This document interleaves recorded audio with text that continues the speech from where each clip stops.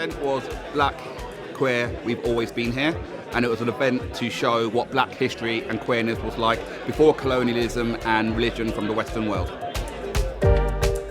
Homosexuality was a standard thing. The Greeks did it, the Romans did it, African culture did it. It was not frowned upon, it wasn't dirty, it wasn't bad. These things changed when colonialism and religion of Christianity came into effect.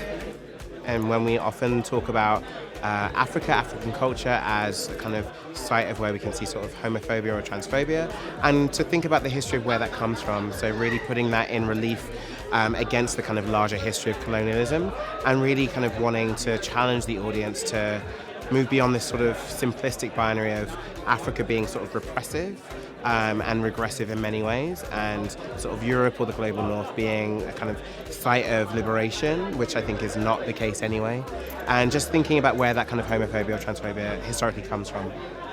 There is this middle, the black person who is real, the black person who is authentic, and the black person who is unapologetic is a black person that will never have access to power in this country because it's a threat and a reminder of the history of this country.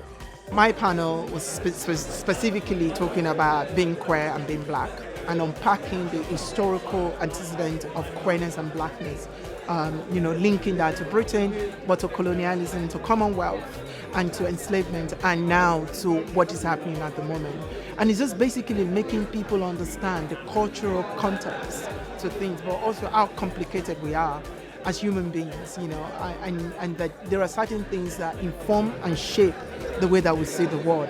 And until we are able to put those things under the microscope and unpack them and question what informs what we know, we may not be able to understand why someone thinks or acts the way that they do.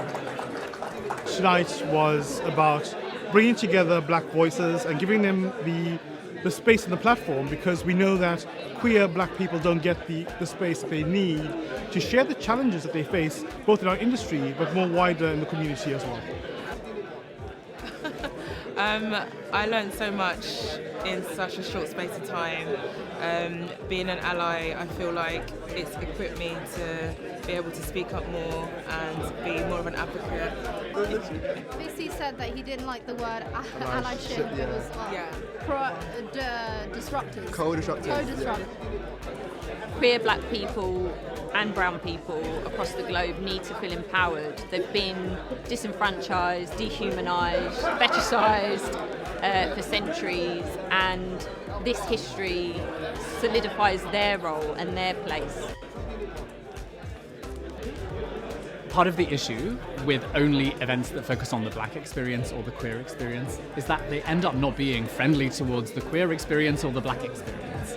The magic of events like this is that we use the lens of intersectionality to make sure that events really think about the human behind the demographic. What I learned today was super powerful to me, and we're still in a situation where inclusion is not there, it's not accepted, and we need to do more. We need to stop talking, we need to take actions. We've got great talent of all sorts in the world that look different, that are different, and that's the power, that's the beauty. And speaking to or hearing the people speak in that room, to me, just demonstrates that. It's amazing. So I'm really pleased that I came, I'm really pleased that I'm part of it, and I'd love to be part of it again.